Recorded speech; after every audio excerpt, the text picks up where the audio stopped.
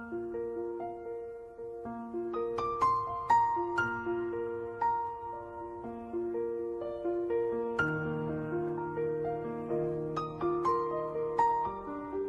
muito bom tê-los com a gente. Deus abençoe você. Quero convidá-lo nesse momento, então, a fechar os seus olhos. Vamos falar com Deus?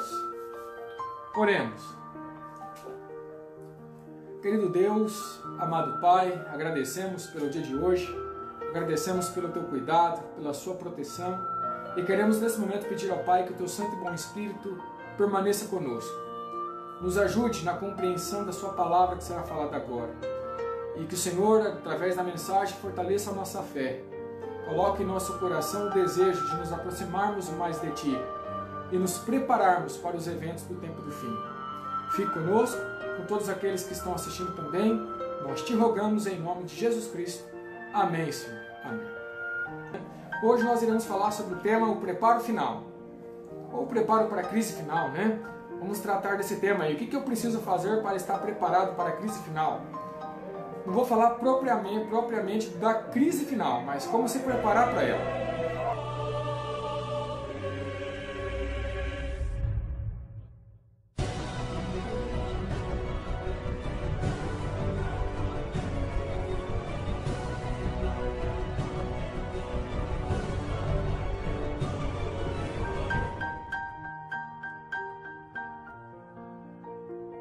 Bom, você que está com a sua Bíblia aí, abra no livro de Mateus, capítulo 24, verso 44.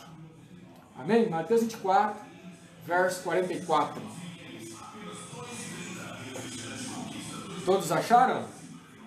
Mateus 24, verso 44. O texto da Bíblia diz assim: Por isso, ficai também vós apercebidos, porque a hora em que não cuidais, o Filho do Homem virá. Então veja aí que a Bíblia nos aconselha a ficarmos apercebidos, atentos, ávidos. Porque Jesus vai vir numa hora que não vai ser avisado. E quando ele vier, temos que estar preparados, né? Então, a hora que não cuidais, o Filho do Homem virá. Então, para isso eu preciso estar apercebido ou preparado, né? Bom, tempos difíceis, nós sabemos, estão diante de nós. O cumprimento dos sinais dos tempos mostra que o dia do Senhor está cada dia mais próximo. Cristo está ficando mais próximo de voltar.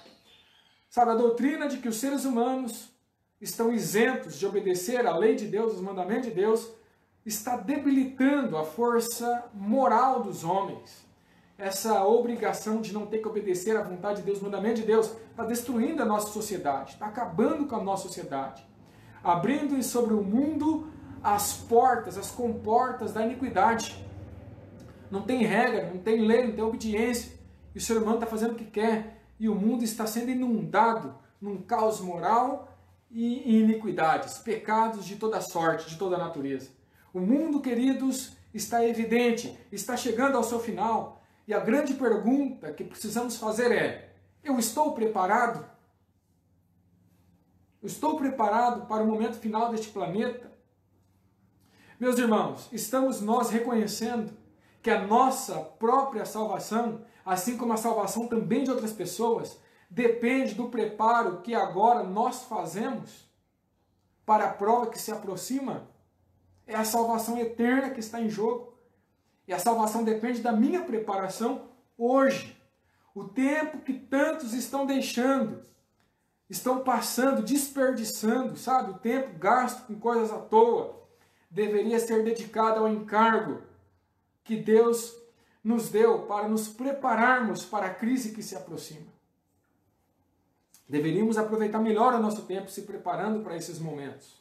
O tempo de angústia, como nunca houve, está prestes a manifestar-se diante de nós, irmãos. Amigos, e necessitaremos de uma experiência que agora não possuímos e que infelizmente muitos são negligentes para obter. Sério isso? Por que este preparo é tão importante para aquela pessoa que vive no tempo do fim, ou seja, para nós? Por que esse preparo é tão importante para nós? Simples. Simples. Porque a crise que aguarda o povo de Deus exigirá uma fé que possa suportar o cansaço, a demora, a fome, fé que não desfaleça ainda que severamente for provada. E quer que eu te fale uma coisa? Ela vai ser provada. Quer que eu te fale mais? Ela já está sendo provada. E eu preciso de uma fé que suporte tudo isso daí. Esta preparação, queridos, que nós precisamos, envolve alguns fatores importantíssimos para aqueles que desejam estar prontos, estar de pé quando Cristo voltar. Tem alguns fatores que são importantes. Primeiro fator da preparação. Primeiro fator. E vamos dizer assim, é a parte assim mais lógica, né? Mais lógica, inevitável. Estudo da palavra de Deus. O apóstolo Paulo, escrevendo para Timóteo, um jovem obreiro, escreveu assim, lá na sua primeira epístola ao Timóteo, capítulo 4, verso 15 e 16. Até a minha chegada, diz o texto, aplica-te à leitura. A leitura do quê? Da Bíblia, né? A exortação, ao ensino. E ele fala assim, ó, que essa leitura não é de qualquer jeito. Ele fala assim, medite nestas coisas e nelas ser diligente, para que o teu progresso a todos seja manifesto. Tem cuidado de ti mesmo e da doutrina. Doutrina aqui é o estudo da Bíblia. Continua nestes deveres, porque fazendo assim, salvarás tanto a ti mesmo, como também aos teus ouvintes. Então aqui você tem nesse 2 versinhos, pelo menos 3 vezes, o apóstolo Paulo dizendo para Timóteo, leia, estude. Você tem aí, aplica-te à leitura, medita nessas coisas, de modo diligente e toma cuidado da doutrina. 3 pontos que o apóstolo Paulo enfatiza a importância de estudar as Escrituras, a Bíblia. E isso ele falando para o jovem Timóteo, que estava começando agora o seu ministério. E esses conselhos para Timóteo, eu creio que não é só para Timóteo, é para nós, especialmente nós que vivemos no tempo do fim. Nós também deveríamos, como pessoas que vivem no tempo do fim, aplicar a leitura da Bíblia, meditar nela de modo diligente e também tomar cuidado da doutrina que a Bíblia ensina. Para aquele que vive no tempo do fim, esses 3 pontos no conselho do apóstolo Paulo é de suma importância. É lógico, quando alguém lhe perguntar assim, quando alguém lhe pergunta, né, o que eu posso fazer para aumentar a minha intimidade com Deus? Né? O que eu tenho que fazer para aumentar a minha intimidade com Deus? Né, na verdade, como que eu posso fazer? E nós sabemos a resposta. Se a pessoa perguntasse para você, o que eu tenho que fazer para aumentar a minha intimidade com Deus? É saber mais da verdade. Né? Ter um relacionamento maior com a verdade. Eu tenho certeza que você sabe também a resposta. E a resposta geralmente envolve 3 coisas. Eu sempre falo o tripé do relacionamento com Deus, que é o estudo da Bíblia, nós estamos tratando agora. Segundo ponto, qual que seria? Isso mesmo, oração. E o terceiro ponto, isso mesmo, serviço pessoal. Então, estudo da Bíblia, oração e serviço pessoal. É o tripé do relacionamento com Deus, da preparação do cristão, né? E é verdade, é isso mesmo. Esta é a receita infalível para o crescimento pessoal e espiritual com Deus. E também, lógico, é a receita para aqueles que desejam se preparar para o tempo que diante de nós está. Não tem como estar preparado para as coisas que acontecerão se eu não estudo a Bíblia, não oro e não tenho serviço pessoal. Infelizmente, muitos que professam a verdade presente não sabem o que realmente crê. Crê, mas será que sabe mesmo o que realmente crê de verdade? Não compreendem as provas da sua fé, não apreciam devidamente a obra para este tempo que deveria ocorrer, e quando se encontra sozinho, diante de alguém que o questiona, ele não consegue nem mesmo dar a razão da sua fé, não consegue nem mesmo explicar por que crê naquilo, por que acredita naquilo, não consegue desenvolver argumentos para explicar a razão da sua fé. E isso é triste, queridos. Não conseguimos defender nem aquilo que nós cremos. Bom, mas uma coisa é certa, os que quiserem estar de pé no tempo de perigo, devem compreender por si mesmos o testemunho das Escrituras. Tem que compreender. Agora atenção ao que eu vou dizer agora. Somente aqueles, olha só o que está escrito, hein? Somente os que forem diligentes, estudantes das Escrituras, e receberam o amor da verdade, estarão ao abrigo dos poderes enganosos que dominam o nosso mundo. Prestar atenção no que eu acabei de dizer? Somente aqueles que forem estudantes diligentes das Escrituras estarão de pé quando os perigos assaltarem. O que é um estudante diligente? Não é uma pessoa que lê a Bíblia meramente por ler, como se fosse um jornal, uma revista ou um livro qualquer. Estudo diligente é alguém que lê como se estivesse cavando, procurando um tesouro, sabe? Querendo ir lá no fundo mesmo do baú, querendo encontrar a verdade plena. O termo diligência no dicionário tem que ver com investigação de agente secreto. Aquele camarada que vai montando peças de um caso até chegar na resolução do problema. E um agente secreto, quando vai lidar com uma situação, não é uma coisa que ele resolve num dia. Exige muita dedicação, pesquisa, sabe? Ele vai averiguar, vai buscar. Esse deve ser o método de estudo da Bíblia, segundo o que nós lemos aqui, que está no Grande Conflito, página 625. Somente os que forem diligentes estudantes das Escrituras, somente esses, estarão ao abrigo dos poderosos enganos que há de vir sobre o mundo todo. Sério isso aqui, pesado isso aqui, porque muitos de nós, infelizmente, não desenvolvem mais do que uma leitura superficial das Escrituras. Não lê como precisaria ser lida a Bíblia, né? E aí estamos em sérios problemas, porque um dos pontos para o preparo para o tempo do fim é o estudo das Escrituras, mas de maneira diligente. Bom, para enfatizar o estudo das Escrituras e o colocar em prática o que ela ensina, Jesus contou uma parábola no final do seu Sermão da Montanha, um dos seus sermões mais importantes, né? O Sermão da Montanha. E lá no final ele contou uma história, não sei se vocês lembram, do homem que ouviu a palavra de Deus, mas não deu muita atenção para ela, não buscou a palavra de Deus como precisava, não colocou em prática. E a Bíblia fala que essa ação que ele fez é como se edificasse uma casa sobre areia. E aí veio os ventos fortes, a inundação, e essa casa foi derrubada, e diz o texto que foi grande a sua ruína. A gente sabe que essa história está falando daquela pessoa que lê a Bíblia de maneira descuidada. Não lê com atenção, não medita, às vezes nem lê direito, tem a Bíblia em casa, mas nem dá muita atenção para ela. A Bíblia fala que essa pessoa que tem esse comportamento, que virá as provas, as lutas, as situações da vida, os desafios da vida, e o resultado é que essa pessoa não vai suportar. Assim como aquela casa caiu, essa pessoa também cairá.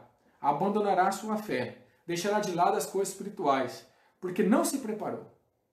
Mas a Bíblia fala também que tem aquele grupo de pessoas que ouve a palavra de Deus, coloca em prática, estuda com atenção, faz uma busca diligente nas Escrituras. A Bíblia fala que essa pessoa virá o vento, as inundações, e a casa vai ficar de pé, porque ele edificou a casa sobre a rocha.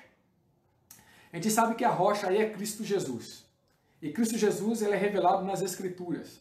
Então aquele que cava a Escritura com profundidade, pesquisa, com diligência, busca um exame sério da Bíblia, querendo encontrar a verdade revelada ali, a Bíblia fala que essa pessoa virá as provas, virá as lutas, as situações da vida, as divergências da vida, e as adversidades da vida. E essa pessoa então, depois de tudo isso, a casa ainda vai permanecer de pé. Porque ele está fundamentado na rocha, que é Cristo Jesus.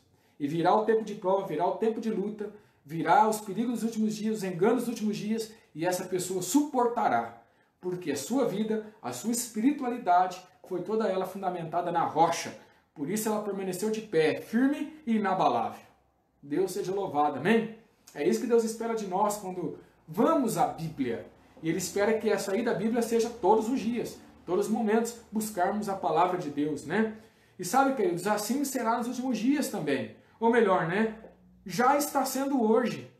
Quantas pessoas estão buscando o estudo superficial da Bíblia ou quase nem lê a Bíblia?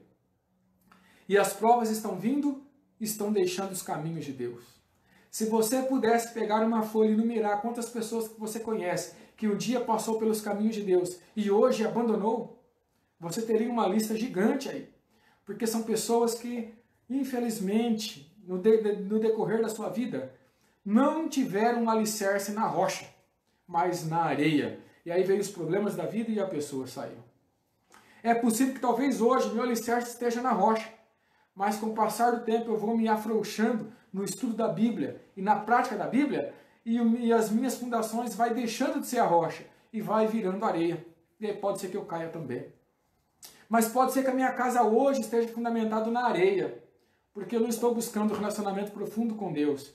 E a partir dessa mensagem eu começo a buscar mais a Deus, mais o estudo da Bíblia, de maneira mais diligente. E a minha fundação, que era areia, agora vai virando a fundação que é a rocha. E aí eu vou ficando firme nos caminhos de Deus. E virá as provas e eu vou permanecer de pé. Amém?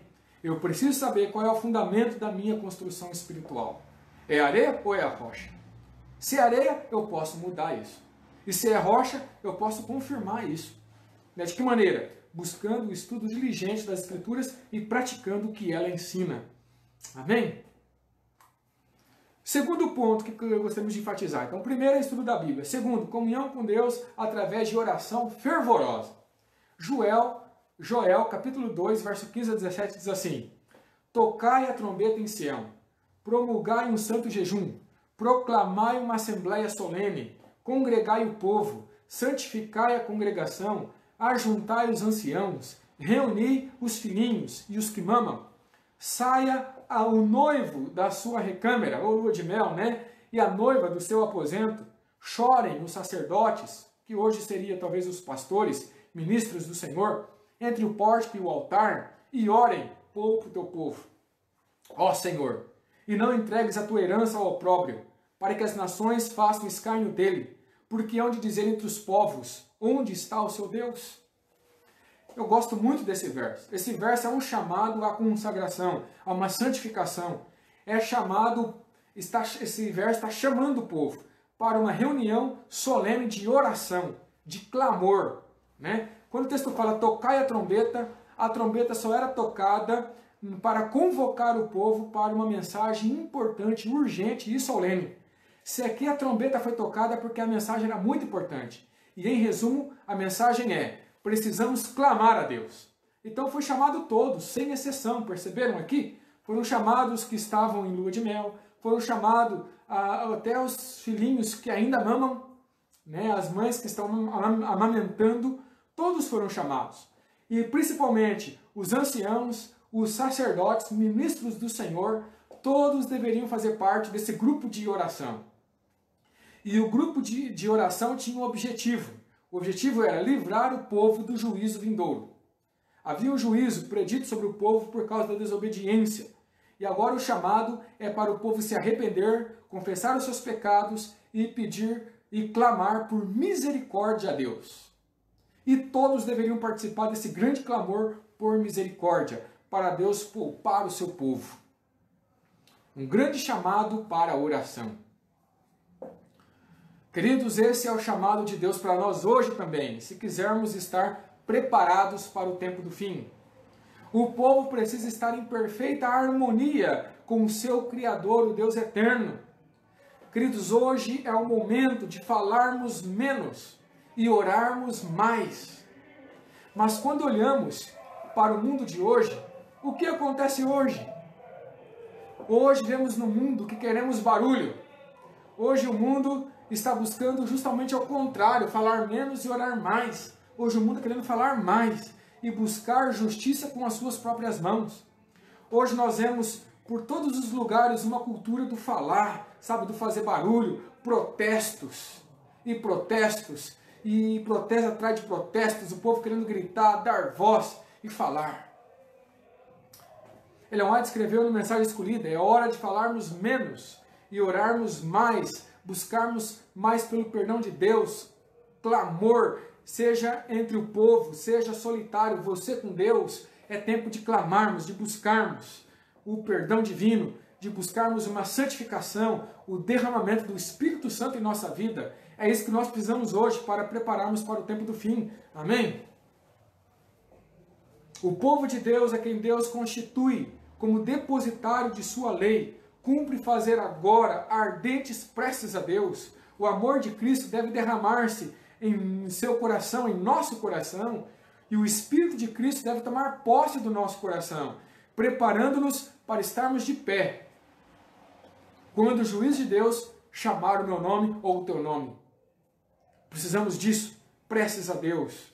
Precisamos aprender a orar com a mesma intensidade, com a mesma força com o que fez Jacó lá na noite que ele ficou lutando com Deus no Vale do Jaboque. Só quando lutamos desta maneira com Deus, nossa vida então será transformada, mudada. Nosso caráter será, como diz a Bíblia, uma metamorfose lá em Romanos, né? Será mudado, transformado o nosso caráter. E, portanto, também nosso nome. E obtermos assim, então, uma preparação necessária. Precisamos dessa mudança. Isso só ocorrerá quando clamarmos a Deus com toda a força do nosso ser. Quanto mais cedo compreendermos que a oração, sabe, deve ser uma constante em nossa vida, mais cedo nós nos fortaleceremos contra as adversidades que nos aguardam no tempo do fim. E isto, queridos, é uma questão séria para pensarmos. Isso é uma questão que deveríamos colocar sempre em nossa mente. É questão de vida ou de morte. Só que não vida ou morte neste mundo, questão de vida ou morte eternas. E mesmo sendo uma questão de vida ou morte eterna, poucas pessoas estão dando a devida atenção sobre este assunto. Poucas pessoas não estão dando devida atenção sobre esse assunto. Nós estamos orando pouco. Muitos não têm orado nada. E aí levamos um cristianismo fraco, sem poder. E um cristianismo fraco, sem poder, é um cristianismo que não pode subsistir quando as provas vierem sobre o povo de Deus no tempo do fim. Não vai subsistir. Não, nesse momento já não está subsistindo. Muitos estão sendo derrubados porque não têm dedicado tempo de estudo da Bíblia e de oração persistente e intensa para com o nosso Deus. Terceiro ponto que queremos enfatizar na preparação: limpeza do pecado e a vitória sobre as fraquezas. Lá em Salmo 51, verso 10, Davi orou assim: lava-me completamente da minha iniquidade, purifica-me do meu pecado, pois eu conheço as minhas transgressões e o meu pecado está sempre diante de mim. Purifica-me com hisopo e ficarei limpo. Lava-me e ficarei mais alvo do que a neve. Cria em mim, ó Deus, um coração puro e renova dentro de mim um espírito inabalável. Está lá no Salmo capítulo 51, versículos 2 e 3, depois o versículo 7 e depois o versículo 10. Essa bela oração de Davi em busca de perdão, né, e de limpeza do seu pecado, da purificação de toda a mancha do pecado, né? Veja, um único pecado não vencido, um pecado que seja, que eu deixei encontrar raízes na minha vida, dominar a minha vida, um pecado que seja, poderá ser a certeza da derrota nas dimensões espirituais da nossa vida. Um pecado não confessado, não vencido, pode me derrotar espiritualmente. Davi sabia muito bem disso. Por isso Davi, aqui no Salmo 51, ele confessa todos os seus pecados. É interessante que nesse trecho do Salmo 51 de Davi, ele confessa ali todos os pecados que aparecem na língua hebraica. Lembra que eu já falei numa live anterior que existe pelo menos 4 palavras hebraicas para pecado? Ayon, Remiá, Pechá e Ratá.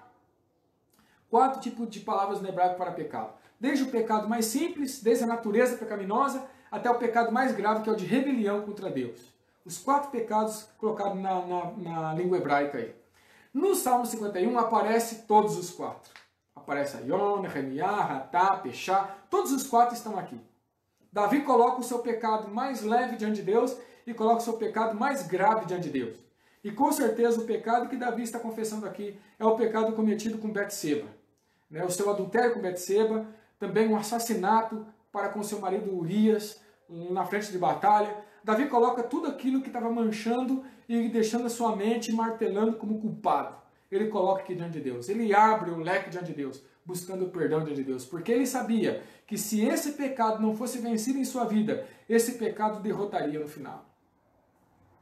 Por isso que eu preciso, para estar preparado no tempo do fim, eu preciso ter a certeza da limpeza do meu pecado. Eu preciso confessar meu pecado. Eu preciso limpar o pecado da minha vida. No caso de Jacó, lembra? Lá no caso de Jacó, conhece bem a história, até esse dia eu preguei sobre esse assunto, que é lutando com Deus, né? Se Jacó não houvesse se arrependido do seu pecado, né, de obter pela fraude direito de primogenitura do seu irmão Esaú, Deus então não teria ouvido sua oração naquele momento do Vale de Jaboque.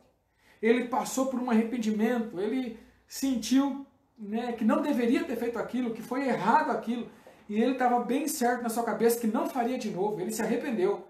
Então, na sua luta com Deus em oração, Deus ouviu sua oração, amém? E a resposta à oração veio. Deus preservou a vida de Jacó de modo miraculoso. Deus agiu com misericórdia com Jacó e livrou, né, de ser morto das mãos do seu irmão Esaú. Isso primeiro, porque ele se arrependeu, e segundo, porque ele buscou a Deus intensamente em oração. Semelhantemente, queridos, no tempo de angústia, se nós não vencermos os nossos pecados, nós então seremos vencidos no tempo de angústia. O nosso pecado nos condenará. O pecado não vencido será a nossa derrota. Por isso eu preciso passar por uma limpeza do pecado, uma vitória sobre ele e também sobre as nossas fraquezas. Lá em Joel capítulo 2, verso 1, diz assim: tocai a trombeta em Sião e dai voz de rebate no meu santo monte. Perturbem-se todos os moradores da terra, porque o dia do Senhor vem e já está próximo. Assim, ainda assim, agora mesmo diz o Senhor, versículo 12, convertei-vos a mim de todo o vosso coração, e isso com jejuns, com choro e com pranto. Agora em Romanos 13, verso 11, diz assim: e digo isto a vós que conheceis o tempo, já é hora de despertar-nos do sono, porque a nossa salvação está agora mais perto de nós do que quando no princípio cremos. Viu a mensagem desses versículos da Bíblia? Veja, o texto está dizendo em Joel 2,1, o dia do Senhor está próximo. Ele está perto de voltar a esse mundo, amém? Deus seja louvado, está próximo. Todas as pessoas do mundo têm que ser despertadas para esta mensagem, que Jesus está voltando. E sabendo que Ele está voltando, em Joel 2,12 nos convida a converter-nos a Deus de todo o coração. Com jejum, quer dizer, com humilhação, com choro e com pranto, com toda a força do nosso ser, converter ao Senhor. E por que precisamos disso? Porque você, diz Paulo em Romanos 13,11, que conhece o tempo, sabe que o tempo está próximo, precisamos despertar do sono. Você ainda tem dúvidas sobre esse assunto? O texto está dizendo, Deus espera um despertar urgente de todos nós na questão da vida espiritual. Deus espera que nós despertemos urgentemente. Não dá mais para continuar dormindo. Alguns parece que estão até roncando. E quando alguém tenta acordar, ainda fica bravo, porque não querem ser despertados, preferem ficar no sono. Estamos como aquelas 10 virgens de Mateus 25, que está ali o grito, eis o noivo, e todas são encontradas dormindo, na hora mais probante da história da parábola, estão dormindo. E quando elas despertam, o que se percebe ali? Pelo menos para metade delas, das 5 virgens são chamadas de imprudentes, percebem que acordam no momento tarde demais. Quando analisam suas lâmpadas, não tem azeite. E é tarde para ir comprar, tarde demais para se preparar. Não fizeram o preparo na hora que precisava. E agora, na hora mais probante da parábola, elas querem se preparar. O problema é que é tarde demais, elas não encontram azeite. E quando elas voltam, a festa das bodas do cordeiro ali está fechada. Não tem como entrar mais. Foi tarde. Não se prepararam na hora que deveria ter se preparado. E agora que não tem mais tempo, elas buscam preparo. Mas agora é tarde demais. Não dá mais para se preparar. Não tem mais tempo. E eu pergunto para você nessa manhã, o que você está esperando? Você ainda acha que tem quanto tempo? Quanto tempo tem ainda para se preparar? Talvez você pode até ter muito tempo. Talvez você, aí Jesus ainda não veio. Talvez vai demorar um pouquinho para voltar. Você parece estar em boas condições de saúde. Deus ainda vai te dar muita graça de ter muitos anos de vida, em nome de Jesus, amém? Então você pode até pensar que ainda tem muito tempo. Não, eu tenho muito tempo ainda. Vixe, dá para se preparar depois, né? Mas talvez para alguns no mundo, o tempo é tão curto que pode acabar hoje. Pode acabar hoje. Então a pergunta é, quanto tempo você acha que você tem? Quanto tempo você acha que nós temos? A preparação, queridos, não pode esperar um dia, 2 dias, 3 dias. A preparação tem que ser hoje, né? Por isso a gente não pode esperar mais para decidir se vai estar ao lado de Cristo ou não, se vai tomar uma decisão hoje ou não. A decisão tem que ser hoje, não podemos esperar mais para começarmos a nossa preparação para o tempo do fim de todas as coisas. Temos que começar a preparar hoje, para quando o tempo do fim chegar, eu já estar preparado. Eu não posso esperar o fim chegar para me preparar. Eu tenho que preparar agora, para quando o fim chegar, eu já estar preparado. Precisamos buscar uma limpeza de todo pecado e vencermos todas as fraquezas e falhas do nosso caráter.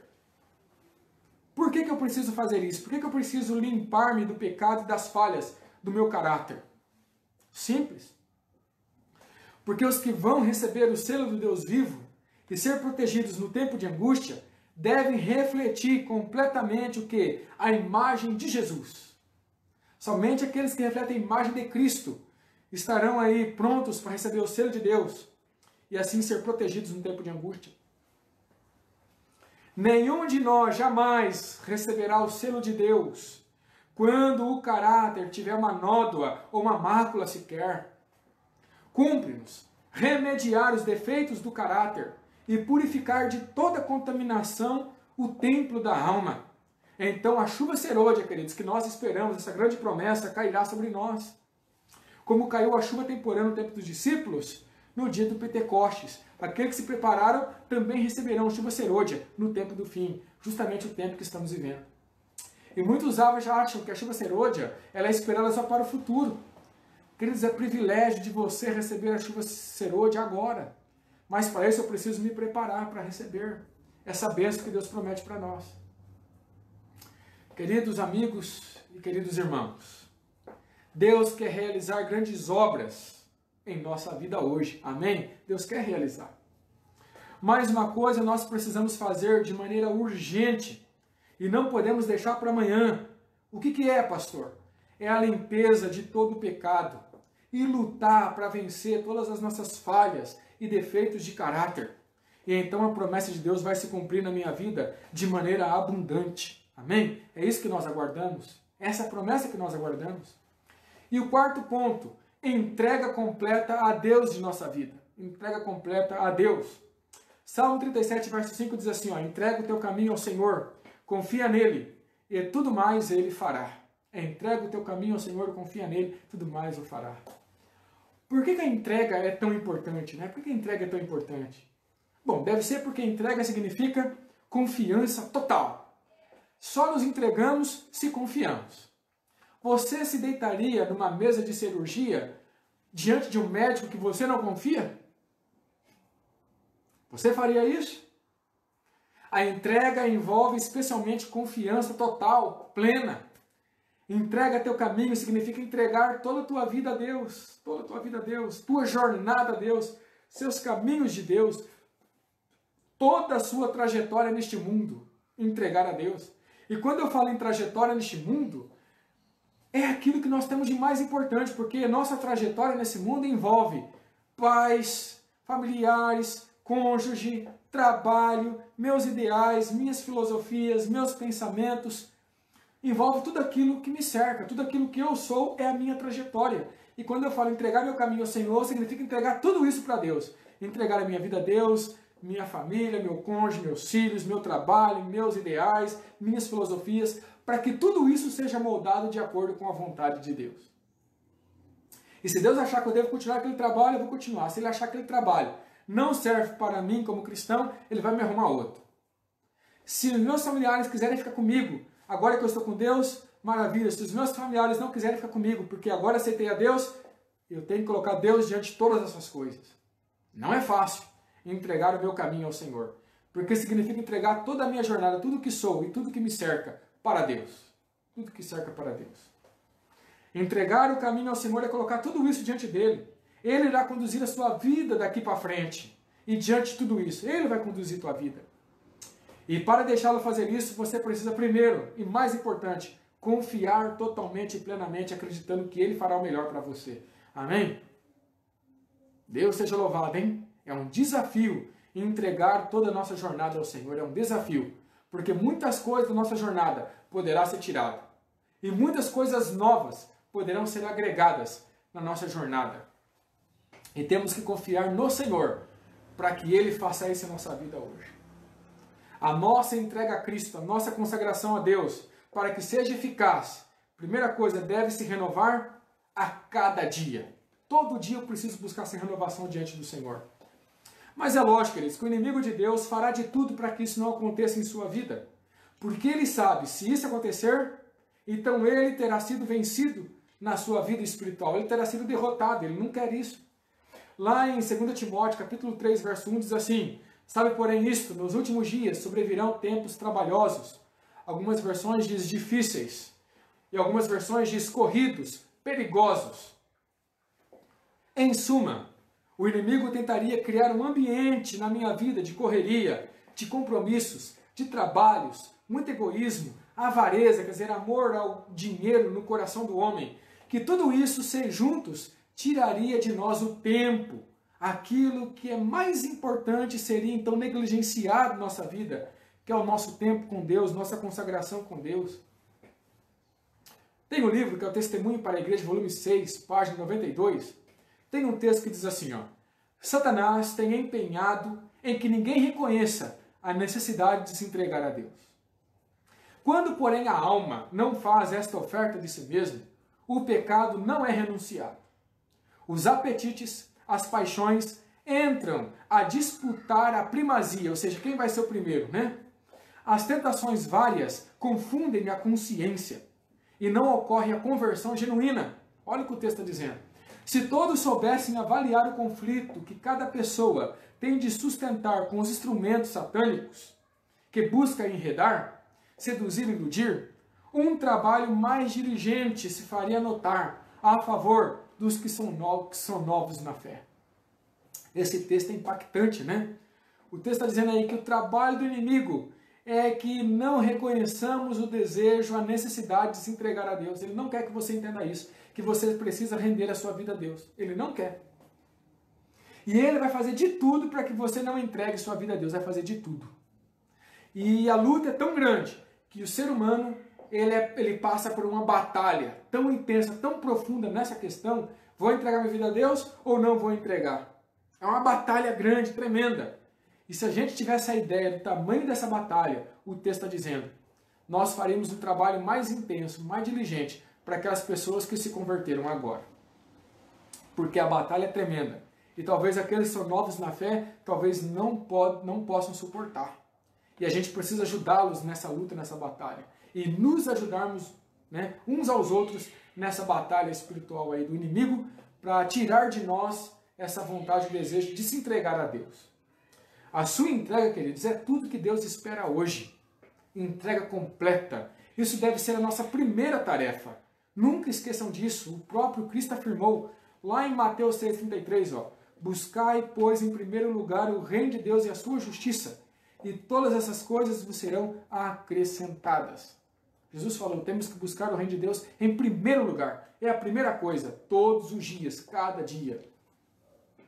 Para isso, queridos, vamos ter que aprender a confiar.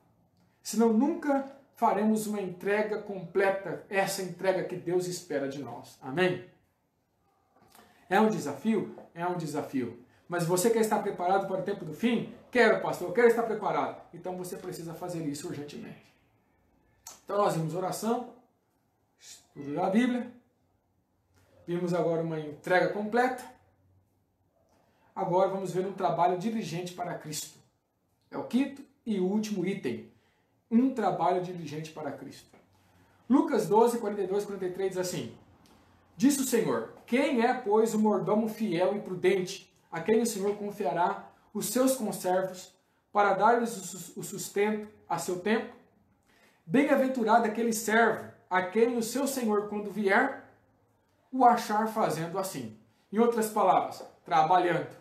Bem-aventurado aquele servo, quando o Senhor vier, o achar trabalhando. Não parado, sabe? Ali sem fazer nada, sem ação nenhuma. Não. Aquele servo que quer estar de pé quando vier o tempo do fim, tem que se encontrar trabalhando, envolvido na missão do Senhor, envolvido na obra de Deus. Devemos, queridos, ser mordomos que esperam o seu Senhor voltar, como aqui na parábola. Não nos abandonando a uma expectativa ociosa, sem fazer nada, parado, né? Mas trabalhando de que maneira? Diligente, com fé inabalável. Não é tempo agora de ocuparmos a nossa mente com coisa de menor importância.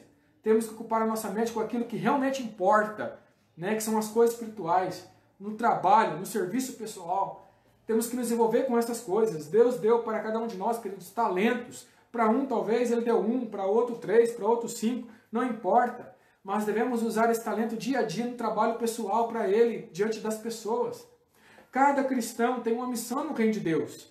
Aquele que recebeu de Deus um talento, ele espera que quando ele vier, tenha mais um para dar, 2 talentos. Que tenha desenvolvido aquilo que Deus concedeu, o dom que Deus deu. Isso, queridos, é resultado do quê? De trabalho bem executado para Deus.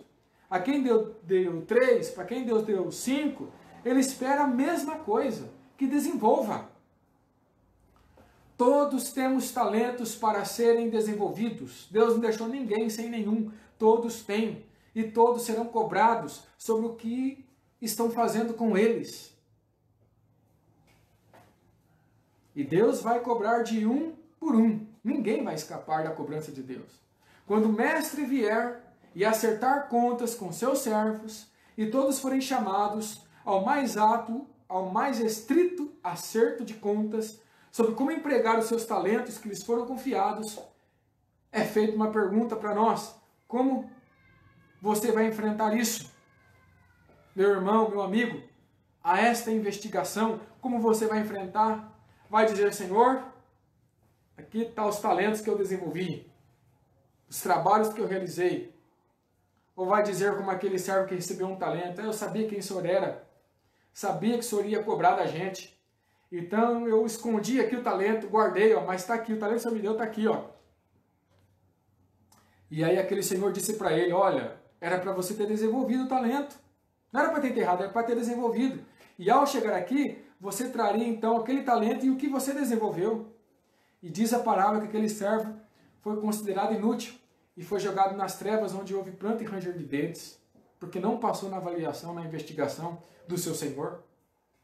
Aqueles que querem se preparar para o tempo do fim serão encontrados em trabalho diligente para Cristo.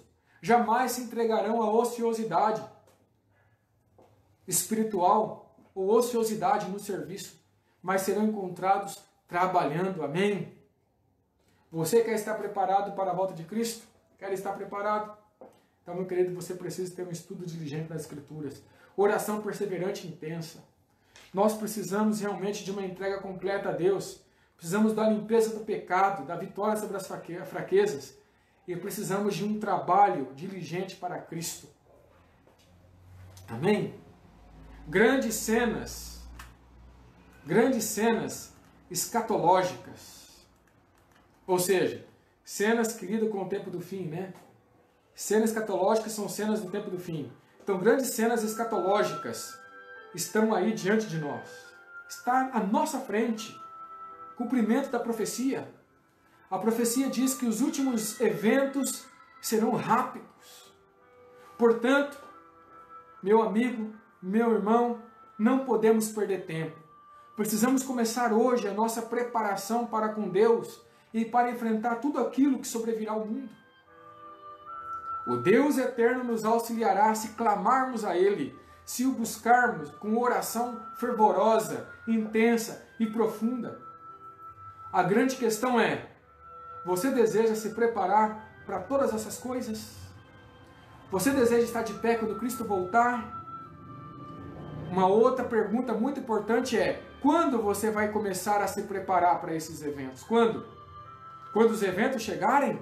Quando não mais haverá tempo? Ou você vai começar a se preparar hoje? Lembra o que a Bíblia diz? Hoje é o dia da salvação. Agora é o dia da salvação. Temos que começar hoje, temos que começar agora a nossa preparação. Até porque quanto tempo nós temos neste mundo, nós não sabemos.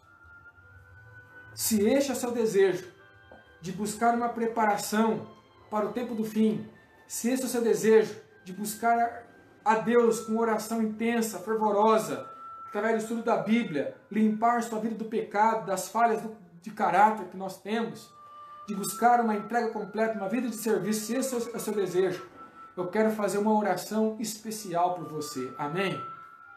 Feche seus olhos então onde você está agora. Vamos falar com Deus. Oremos. Querido Senhor, amado Deus, obrigado, ó Pai, porque através da Bíblia nós podemos entender aquilo, Senhor, que acontecerá no mundo. Nada é surpresa para o estudioso da Bíblia.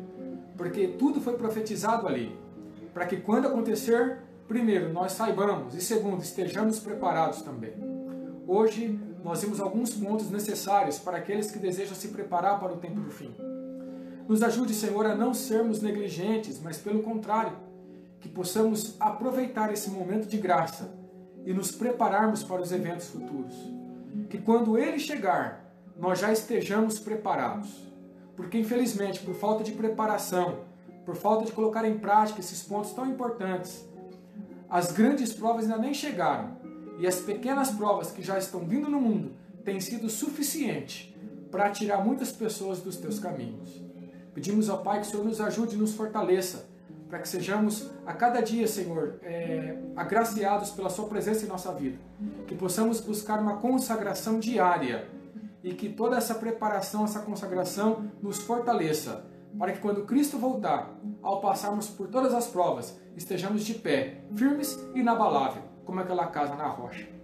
Fique conosco, dá-me um restante de sábado feliz com a sua companhia.